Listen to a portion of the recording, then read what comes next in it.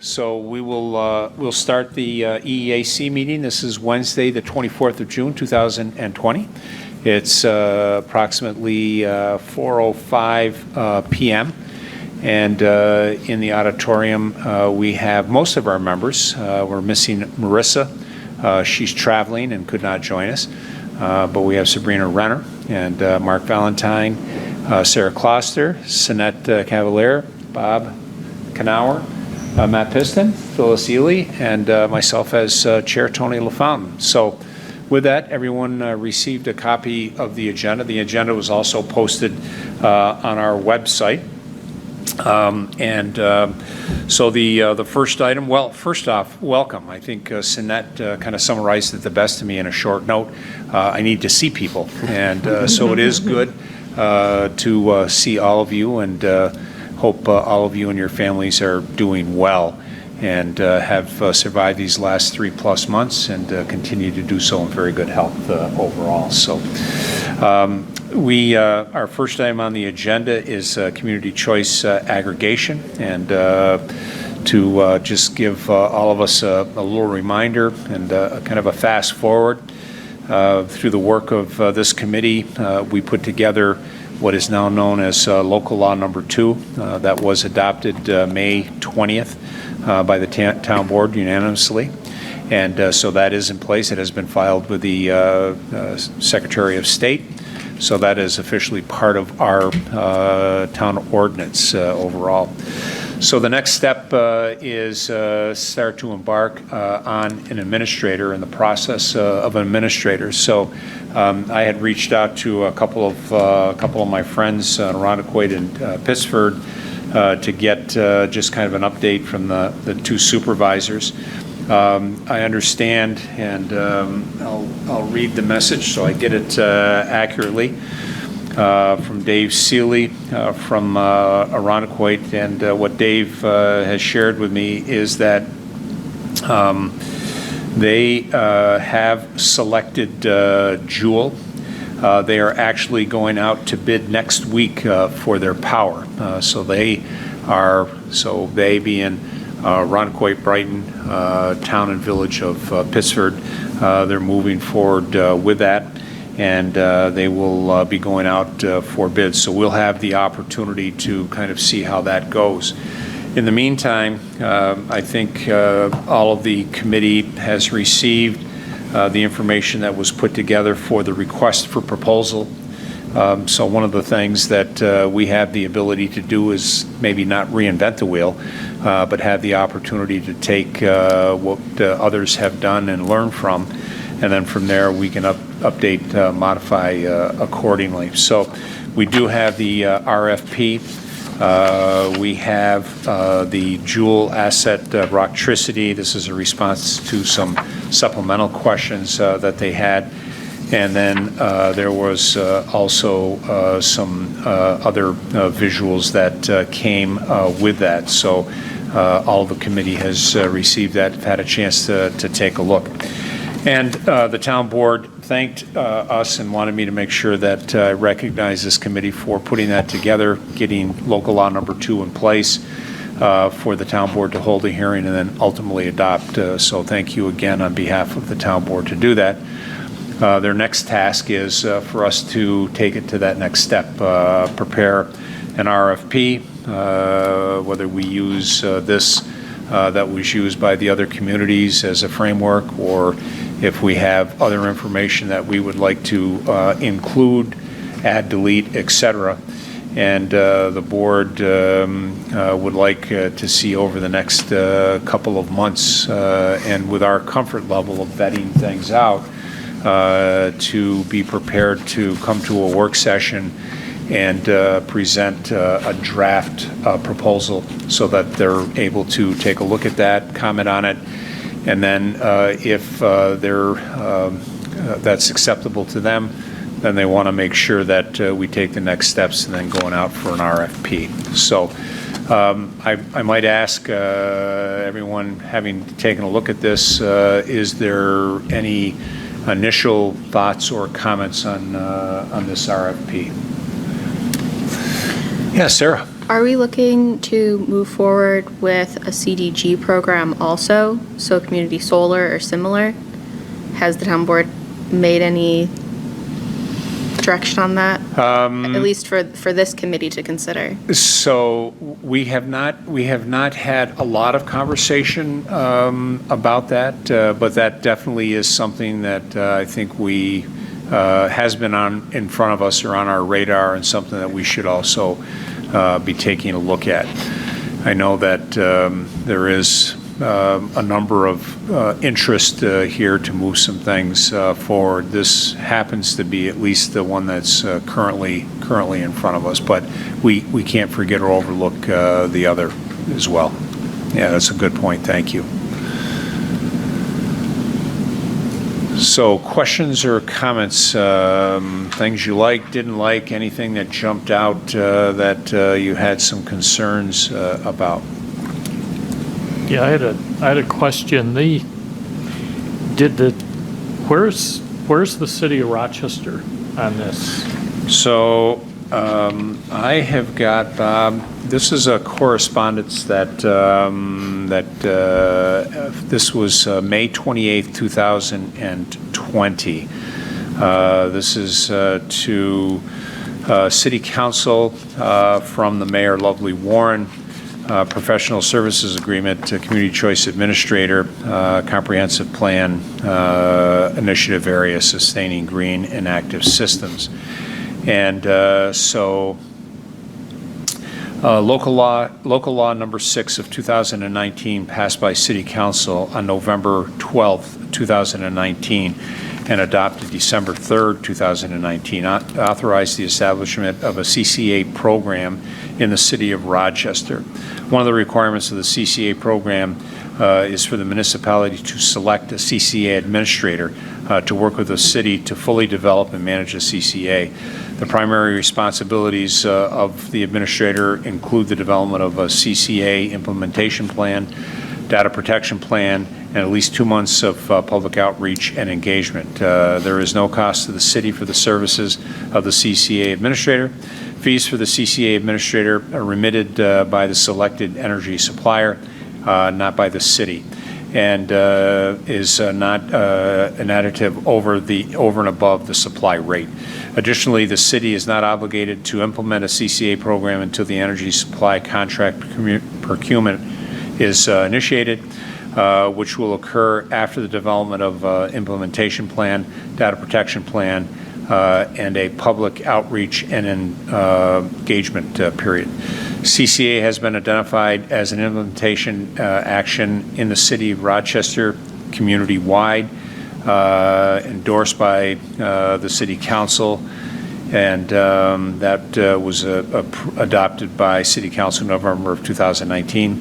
The CCA administrator will play a key role in developing and implementing the intent, which is intended to provide city residents and small businesses with clean, renewable, save money on utility bills, foster economic development through increased energy efficiency and clean energy jobs, and provide a significant greenhouse emissions reductions in Rochester.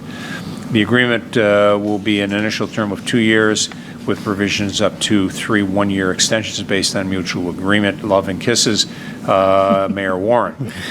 What that doesn't specifically say here, and what I'm not aware of, is who that provider is. Is it Jewel in cooperation with Rocktricity?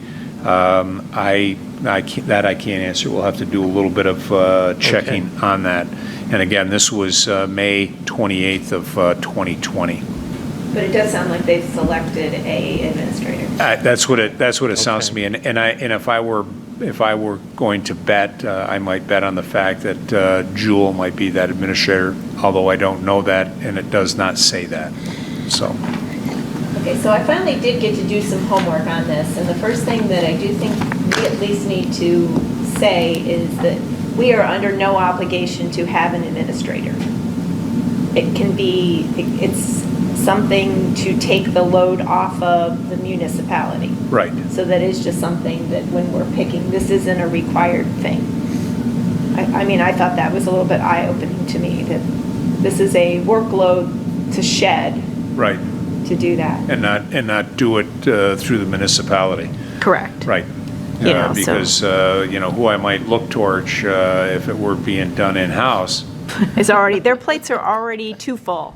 their plates are definitely full. And I'm sensitive to that.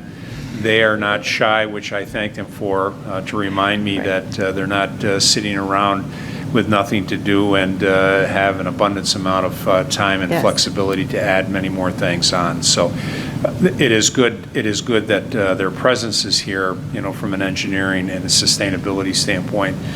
And Sarah has taken the lead for us as she has been working on the sustainability portion of the code and kind of in conjunction with the comprehensive plan. So I think that in itself is a task that we'll let that be what it is, and maybe explore the administrator role. But that's a good point. Yes. So then the other piece that I found was within New York, there does seem to be at least 3 administrator choices that are strong. Yep.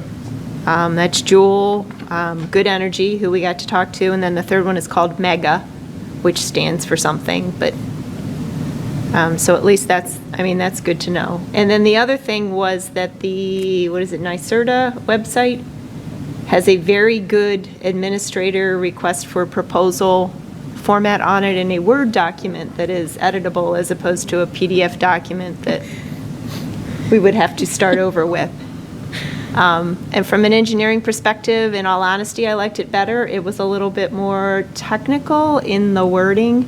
So instead of having sections that say, so here's some questions that we'd like you to answer, this one was at least a little bit more bullet A, bullet B. So as we do go forward, I think I'd recommend that. That we look at that kind of as our foundation, Sinette. Yes. To build on. Yep. Okay.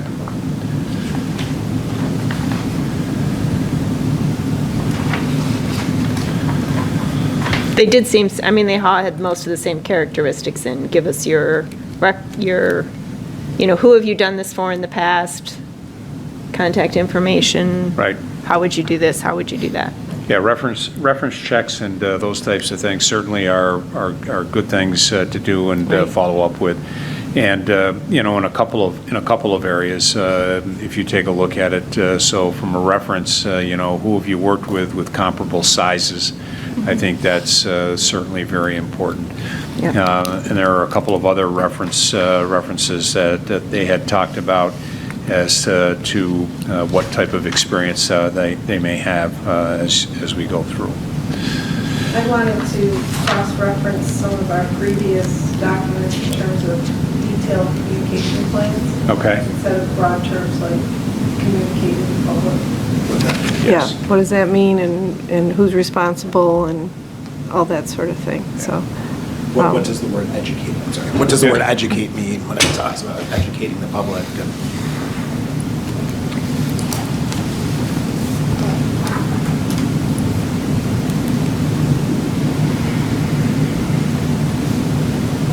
Okay. Certainly that is, drilling down and being very specific, minimizes kind of the generalized or trying to read between the lines and things like that, as we go through. And I know our board, our town board, they have really done and have demonstrated that they have done their due diligence with things. It's not just something I'll take it. This is the program of the week, the program of the month, the program of the year, and we'll just run with it. I think the town board has wanted to vet that information out. I think they have relied very heavily on this committee to provide input and feedback for that, because I think we've got a nice diverse group. And so I think it's important that, we continue to vet out and provide the best product, whatever that ultimately is, back to our residents. Because, at the end of the day, we've talked about this, this is everybody's in and you have to opt out. And I've heard from some people that get concerned about that, and what does that mean, and how's that going to impact, and the people we have today we like. So as we go through, I think that's also the importance of holding those public information meetings and giving folks an opportunity to ask questions and understand that. And I think that's something that's important, that the administrator leads that. And again, if once selected, that group fulfills all of that requirements for the town. Yeah, there's already an awful lot of automatic opt-outs in there that I think we'd have to take into well, that's what they would take into consideration. Right. Is to do Yes. that. There's categories. The most notable is the low-income protections. Just if you're in that category, you're already opted out. Out. But they also have to guarantee that people in that category will have a savings over what they already have in their current features. So there's at least some thought behind how they've selected who's in and who's out. Right. Okay. That's a NYSERDA designation. I'm sorry, Mark. I just said that's from NYSERDA. That's not from the administrator. That's a NYSERDA requirement. That's a nice sort of. Yeah, got it.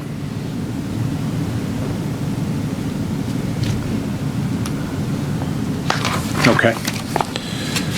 So I have gone through this, a couple of times, and just identified and earmarked a couple of items. Certainly one of the things that as we go out for this, I think it's important. We'll go out on behalf of the town of Penfield. It would seem to me that it would also make sense for us that is there any advantage, if the town were to join the other communities, and what might that look like for either the other communities and for Penfield. And so I think moving forward with a RFP is key. But then, once we get that in, I think we can use that potentially as a guide to see if there's any benefit going it alone. Because if we read through this, there is a couple of places where they talk about they can negotiate the contract either collectively or individually, whatever is in the best interest of the town or the municipality overall. And I think we wouldn't be doing our due diligence if we didn't look at all aspects of that overall.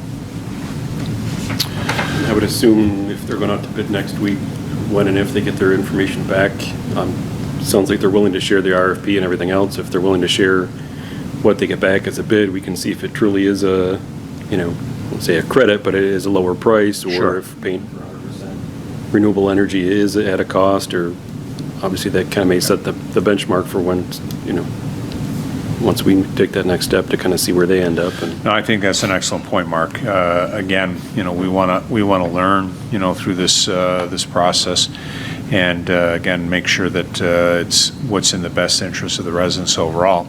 And I think Pittsford, Pittsford, Rondequoit, and Brighton have been pretty forthcoming anytime I've had conversations with either one of those three supervisors. I will admit that I have not had any conversations with the Village of Pittsford. I've only had conversations with the three supervisors at different times, either individually or collectively.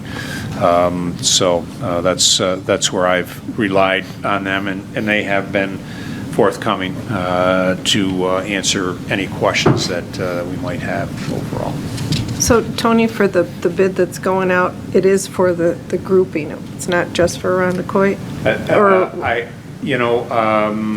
I'm going to stop and hesitate there. I don't know. I happen to be having a conversation with Dave Yeah, Seeley. because he said we, And- I didn't know So. Was the singular "we" or the plural "we"? Exactly, so I'll have Capital to, W. Yeah, it was Yeah. that or cities. I'll have to verify that 'Cause- with them. I'm pretty sure within this document, it had a lot of language in there that each town can act independently within. Right. So I was just curious if their bids will be independent or if they'll be collective.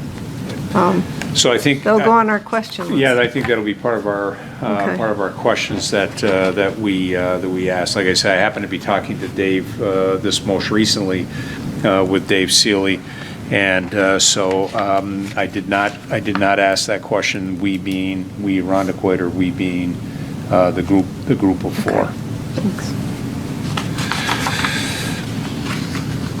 Okay, so some next steps as we see them.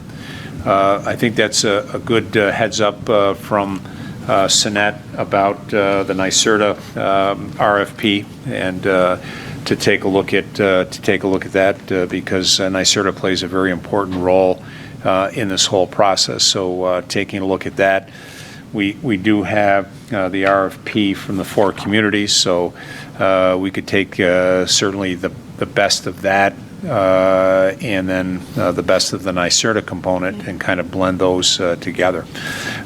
So I think our next step is probably to look to do that. And then the next logical question is that who should be doing that? And is there an opportunity for a couple of members to work together to kind of look to meld that together in some way? Come back to the committee, some period of time from now with kind of at least what I'll call our first cut, just based on what they gleaned from both of those RFPs. And it's something I think we can at least download it and get it started, and then, between Sarah and I, and then maybe Phyllis, at least from a staff end of it, just to kind of pull something together, as a document, and then obviously, the other members have expertise in other areas, environmental lawyer, other environmental, so obviously everybody else can chime in at that part, but at least we can maybe get it started and kind of try to craft it towards Penfield as we've done with other documents in the past, and at least get a straw man out there, and then, everybody else can weigh in from there on what parts we like and don't like. Okay, all right. Thank you, Mark, for at least that offer. So I don't want to jump around too much on the agenda, but I'd like to just go down to item 7. Item 7 is next meeting. The next meeting that we have on the books, so we're off a little bit here because of COVID, and we're trying to get back in the flow after town hall being closed, and a lot of us either at home working, or some working from home and some working from the town. But our next scheduled meeting is September 23rd, which is quite a ways away. So I might ask the committee when realistically we might meet again. But I would like to provide at least a reasonable period of time for Mark, you, and Sarah, maybe Phyllis, myself, to kind of put a little something together that is worth reviewing by the whole committee. Is that something we can do before September 23rd, but maybe not by 22nd. Yeah, right. and maybe not, in the July, the fourth Wednesday of July may not be realistic either. But so might we, and we don't necessarily have to be, the fourth Thursday or the fourth Wednesday of the month. We could, if Wednesday still works, we could pick something that seems to be reasonable for everybody. So if we think about what we have by this document, and we think about, and I have not looked at the NYSERDA, so I apologize. That's okay. I was just curious today what else. I was kind of doing the what else was out there Yep. scenario, but Yeah, and there's some from downstate from when this whole Some thing past- started yeah. that we have in our files too. Okay. So is, mid-August is- reasonable? I was gonna, Maybe give us the month of July to kind of pull that stuff together and then get that off to the group, maybe early August. And then, I know I'm out of town the last week of August or the fourth week of August. I'm out of town the 3rd week of August. okay. Is there some value in classifying something like as a work meeting instead of a committee meeting, and then it can be a little bit more ad hoc in terms of a time to do it? Sure. Just Sure. check schedules and cut out a block or something like that? Maybe the Okay. 2nd week of August. Yep, come together and kind of have a working group to do that. Okay. So it's sounding like so we're at the next week is I hate to say this, and I hate to say this on something that's going to be viewed by everybody in Penfield, but in case no one realized, next week is 4th of July week. So 4th of July is next Saturday, which is kind of blowing my mind. Yep. So if we use July to kind of pull things together, whether we have some small working groups that can come together and work on some things. Is it reasonable to shoot for an August 12th? Is It's my birthday, so it could be a really good day. we could bring, and I'll bring treats, and I'll bring treats. So would the 12th be a reasonable date to shoot towards, Mark, with? Yeah, I think it's a good date to put on the calendar and at least to give us something to work towards. I think if, put a line in the sand or at least have a target date for that, but I think that gives us then the month of July to draft something up. We can get something out to the group early August, and then at least a week or two to give the committee a chance to look at that, and then have a working meeting. Okay. Possibly on that 12th. How about we leave the September 23rd on the calendar? We'll add August 12th, and then we'll do some spot checks in with everybody to see how things are going, and see if we can pull together something for maybe a review on the 12th at 4:00, if that still works with everybody. Works. Sure. Okay. All right. Thank you again, Mark and Sarah, Phyllis, for the willingness to at least to meld a couple of those together. Phyllis did do a lot of work and pre-work, I know, leading up to as we were meeting with RG&E and just learning a little bit more about putting the local law together and things like that. So I know Phyllis has got some things in her file and some notes from phone calls that she had made to other municipalities and some other groups and organizations. So, okay. So I have a question just real quick. So Phyllis, when you mentioned the CD, I don't remember what the Sarah. third letter. Oh, it was you? Yeah. Okay, never mind that. Then I'll just do it the same way here is, there's a secondary document that they did, which was like the extra questions that they answered, and it seemed to focus a lot on that. On So- NYSERDA? No. Or do you mean? In our packet. In the packets, yes. Yeah, it had a lot. So do we want to really look at seeing if we can get some of those questions put in up front as opposed to having to do a second go-through like it sounds they did?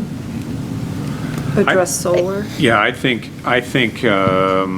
definitely, we have those two documents that were, so the supplemental questions you're referring to, Sanette? Yeah, absolutely. I think we definitely, learn from that, steal shamelessly from that, and make sure that if there's some things that was not part of the original RFP that we think really should be part of it, the one that we go out, I definitely would say we want to be the best it can be overall. I'm sure we'll still have some questions. I mean, as we all learn through this, but Right. I think if we could weave some of that in there, definitely. The more information we get up front, I think the better the decision we can make. We may want to consider with including the CDG portion that currently there's limits with the different administrating groups, like administrator groups, in who currently by the state has been approved to have interaction with that. Got it. Yeah. So that may limit the people who can productively apply to be an Yep. administrator. Sure. Okay. No, I think that's an excellent point. Okay, so yes, we'll definitely learn. We'll learn from our friends around us, from their experiences, and what can we draw on. I think that definitely is key. Okay. So we've got August 12th on the docket. I'll just ask, is there anything more that we want to put out on the table for CCA in general, or CCA next steps, the administrator process? Okay. All right. Thank you for that. All right, we'll shift gears a little bit. Item 3 is an update on upcoming events. I did reach out to Councilwoman Linda Cole, and she verified that our community bikes drop-off still is planned for October 3rd, bar anything unusual that happens with COVID. I think COVID is going to be kind of an integral part of our lives, our schedules, and everything as we move forward. But right now, it is planned for October 3rd, a Saturday.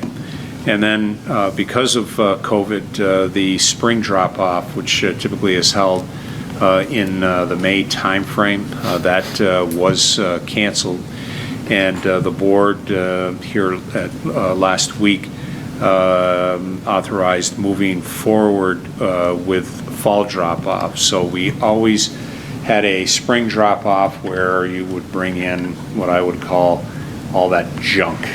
Could be a couch, could be a mattress, it could be anything kicking around your basement or your garage. And then in the fall, we would do more of a recycling event, metals, brush, things like that. So the board wants to collapse the two of them together.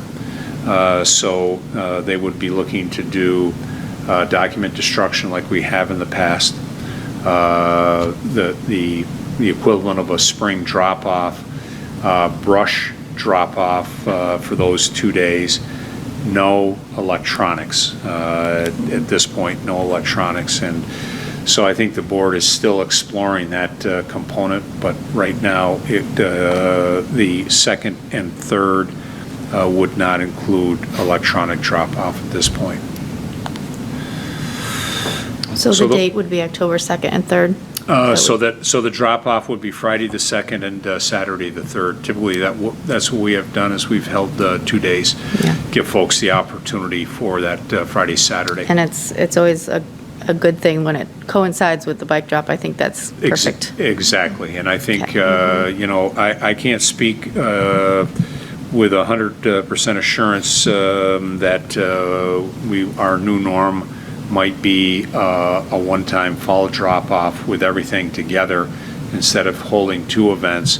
However, I think the board liked the idea that if we could work in conjunction with document destruction, the drop-off for the bikes and what have you, it just seemed to fit pretty well. Yeah. And we can spread them out on the DPW campus. We can spread out document destruction and the drop-off, and then the community bikes at the community center.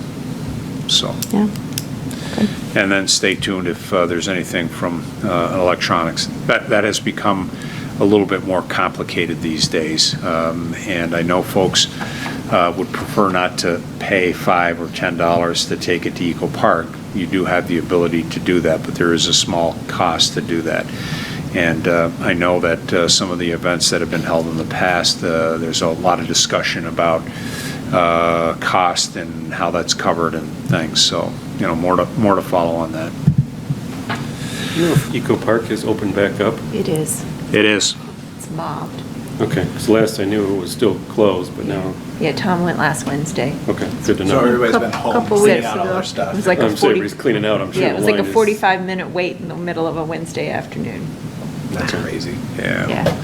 I mean, there's still, if you think about it, there's still a lot of people that are still home Yep. or working more from home and not back in the office. And, Yeah. you know, Yeah, their anybody by with, appointments are full through middle of August or yeah, something anybody like with that. anybody with idle time tends to look at, do I really need that? So, but yeah, that's a good point. I mean, they've got, for things like has waste and things like that, it's a little bit of a wait to get an appointment. And I think they're being a little bit more strict, as I understand. They're being a little bit more strict in the past. You know, you would schedule your appointment, that you were encouraged to schedule your appointment. And if you happened to be there and you didn't have an appointment, you know, a lot of times you could get in. And I think now, I think they're being a little bit more firm on having an appointment overall, so. Okay. Anything else from an upcoming event? I'll look to my friend Sabrina, who's still trying to help sort out recreation as we know it in Penfield, and what that looks like as we move forward. We just have the new Independence Day event that we've encouraged folks to use recycled materials in their decorating. The Penfield's Patriotism on Parade. So kind of our Next weekend. another new norm for us, similar to what we did with Memorial Day. Memorial Day this year, I did a little intro, and then the team that have collected over the years a lot of the video for different events at the amphitheater for our Parade of Roses, and the different events that took place, did a nice job of weaving that together to at least recognize the day and honor those that had offered up so much for us. And as we moved into 4th of July, we realized that parade gatherings, music, fireworks was another issue, and so Sabrina has been working on this. Penfield's Patriotism on Parade. Yeah, there you go. Thank you, Sabrina. I'm glad you're here. So what does that mean? So what it is residents within town limits are invited to decorate their homes as if they would for Christmas or any other holiday. For Independence Day, be patriotic, and they can submit their address to us, and we'll advertise that these are the locations that people can go, the general public can go to and take a look at their displays, and then they can vote on them. And so the home with the greatest number of votes will get a little prize and bragging rights. Bragging rights is the biggie, right? And then I think as Sabrina had mentioned, there is a strong encouragement to upcycle, recycle, use some materials that so you get another use out of them, versus just going out and buying something only to maybe turn around and dispose of it. So we'll see how it goes. Again, we're all learning new and different things as we try to figure out and bring some normalcy back to everybody's lives. And then the fireworks are via Zoom? Yeah. Yeah. So I did yesterday do kind of a little kickoff. Cute. And we're going to do something similar to Memorial Day. So I did a kickoff for the 2020 celebration with PCTV, and then behind the scenes, they have done some cutting and pasting of parades and music and fireworks. So there'll be that opportunity. Folks will be able to tune in for that. Stay tuned. Hopefully over the next day or two, we'll have confirmation as to how that all can happen, and there maybe a few other surprises that may come together as well. So stay tuned to our websites at penfield.org, and stay tuned to Supervisor's Update at penfield.org and at penfieldrec.org, and we'll keep you updated. All right. So moving on to current items of interest for an update. The Shadow Pines Conceptual Master Plan. So the board did hear that in early March, and then we know what happened after that. We held the hearing, we held the public information meeting. We held that open until the end of March to give folks an opportunity to comment. We did receive a lot of comments, but that kind of got put on pause when New York went on pause as well. The board picked that back up last Wednesday night, 2 Wednesday nights ago, our last work session. We directed, based on some of the comments that we heard from residents at the meeting and that submitted information after the fact, we went back and asked the consultant BME to update, taking those things into account. One of the big things that was pretty loud and clear is residents did not want to see a community center at that location. This is where I always say that when people voted, they knew going in, or at least that was part of the vote, that it could be for a community center, library, or other municipal facility.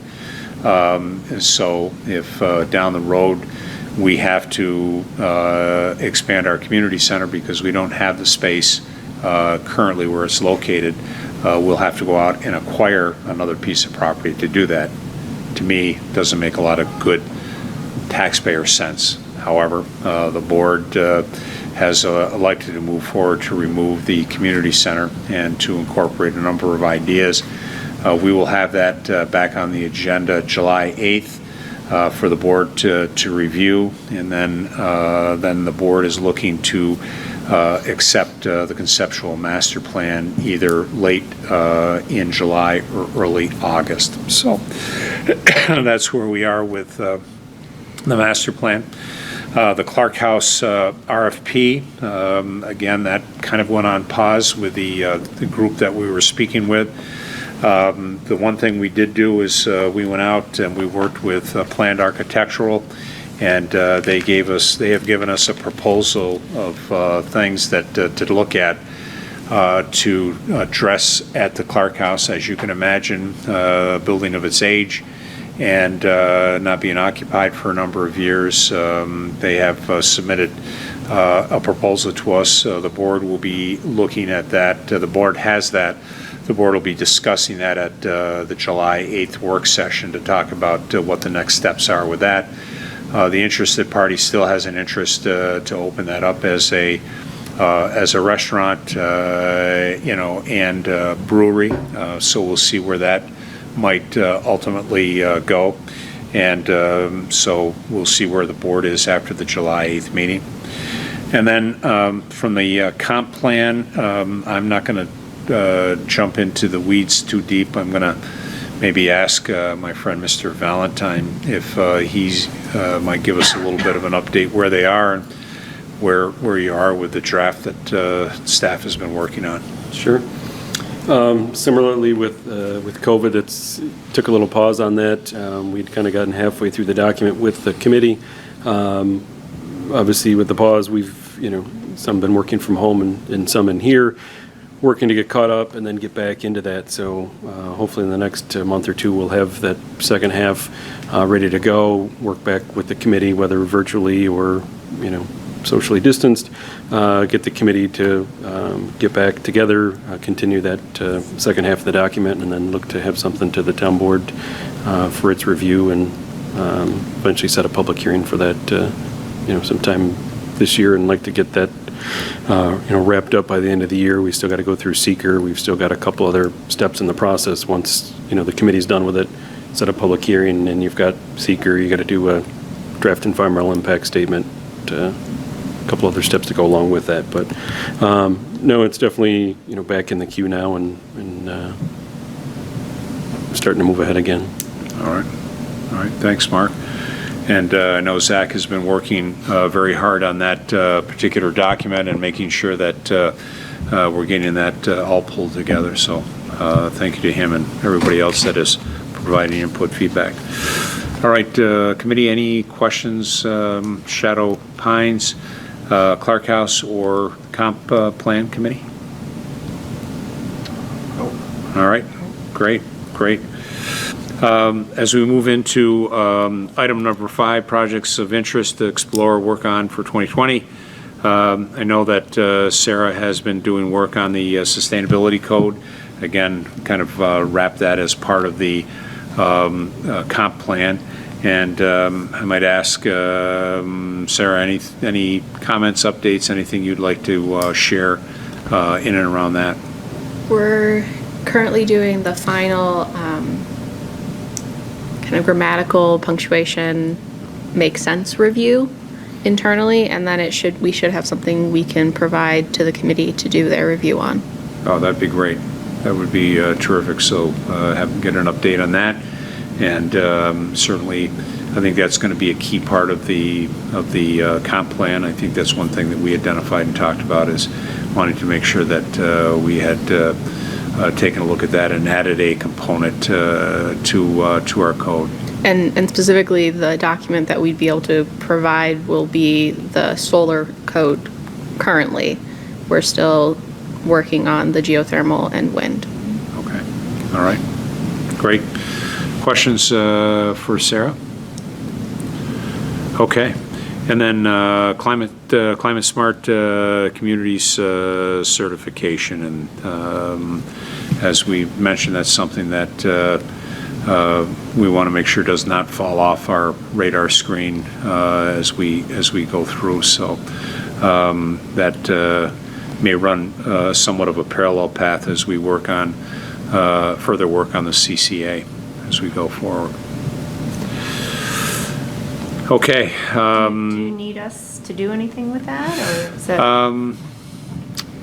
So that's a great question. I guess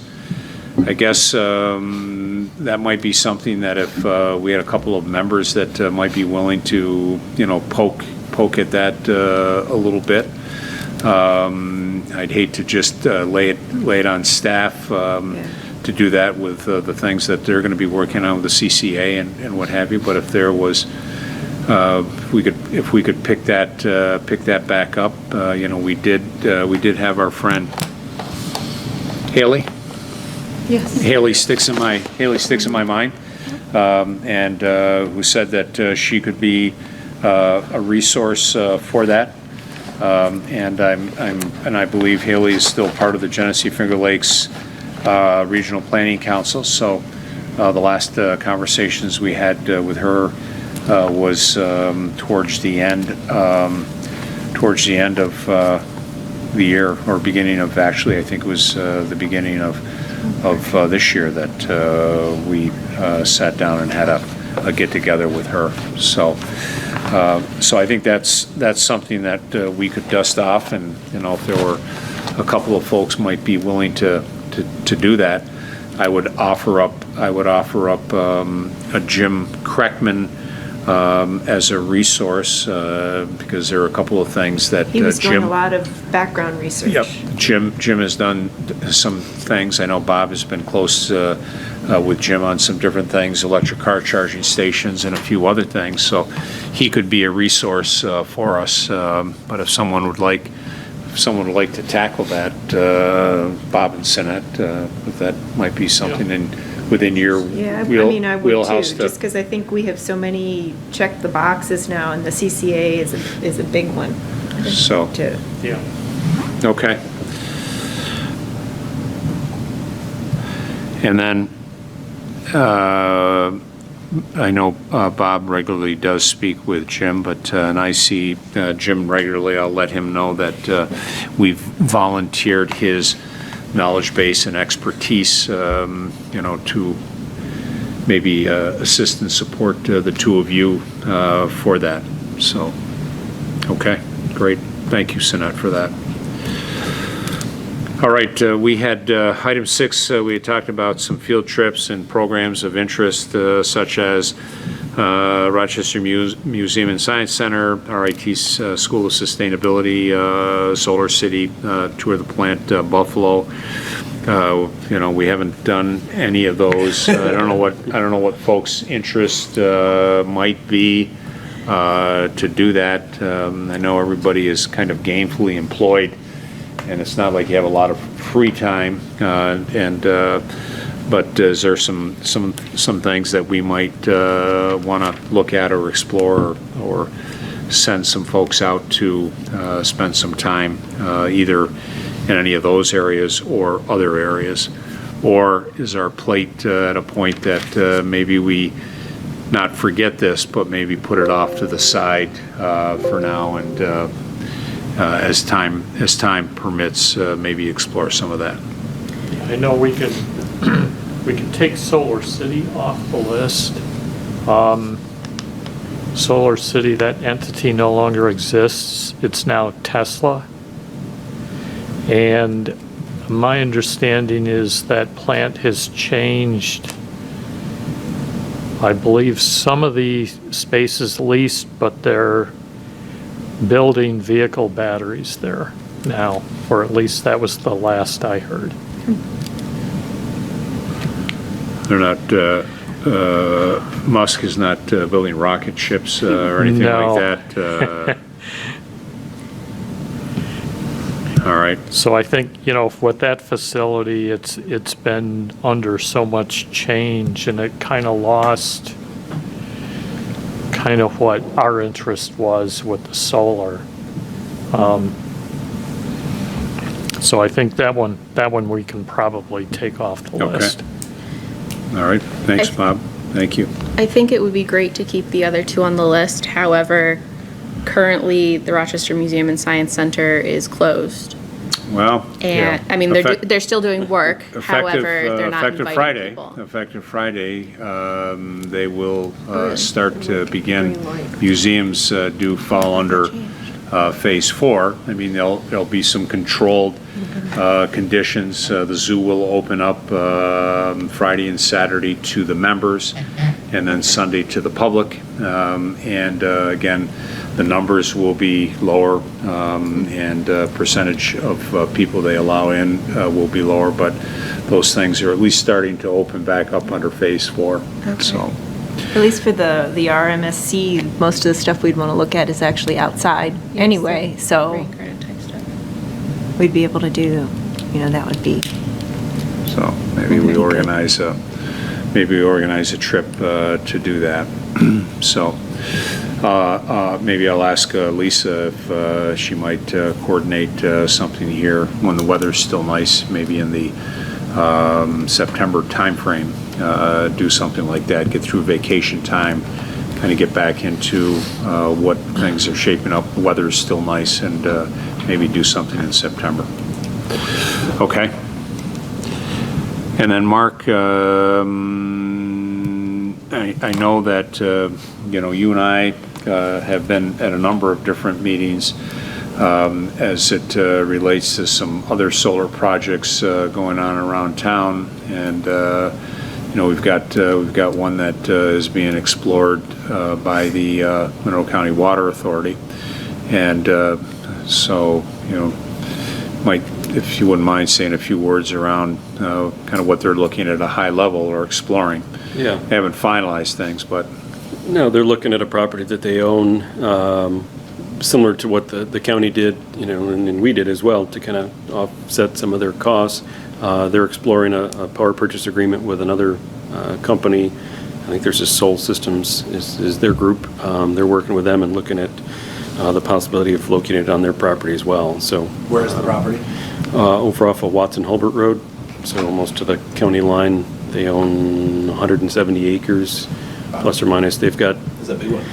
future plans for a reservoir of some sort over there, so that's been on their long-term plan for forever for that. So they've acquired that property. They have not made any moves towards doing that after they did the east side. Water system expansion, I think that covered their current needs, but they're at least planning to the future. they're in the planning stages at this point. There's nothing, imminent coming with that. But obviously, if and when that gets up and going or into the process, I'm sure the Water Authority would be happy to, let us take a look at that or see Is what it an they've got. array? Yeah. Solar array Yep. field? It'd be, multiple acres of solar fields, or solar panels, excuse me. So it probably rivals the size of the county, or in that neighborhood. Yeah, it would be a bigger facility than what we have. Right, right. So it'll be our third major, if you think about it. Monroe County was the first for land that they had at the landfill, the Gloria Drive landfill, Gloria Drive Kennedy Road. The Towns was the next one up and running, and if this continues to progress, this will be the third major, what I'll call municipal owned facility. And as Mark said, that the intent is to offset their electrical costs and to help either maintain or flatten or even potentially reduce cost through the Water Authority. So be a good project if it goes. So keep our fingers crossed and be optimistic that they'll be doing some construction maybe as early as 2020 into 2021. All right. We get to item 7 is any other items of interest. We ticked off our next meeting, so we've got that now on the calendar, or we'll have it on the calendar for August 12th. We'll also leave the September 23rd on as well, and then we can adjust that if need be, or hold that if need be. So with that, I might ask to the committee any questions, comments, additional thoughts, items of interest, anything we should be discussing, kind of what our next steps might be above and beyond what we're working on right now. Okay. All right. All right. Well, then, if we have no further business, we're at the end of our agenda. Then our June 24th, 2020 meeting of the EEAC, the Environmental and Energy and Environmental Advisory Committee, will stand adjourned, and we'll next look to get together on August 12th. So thank you to everyone.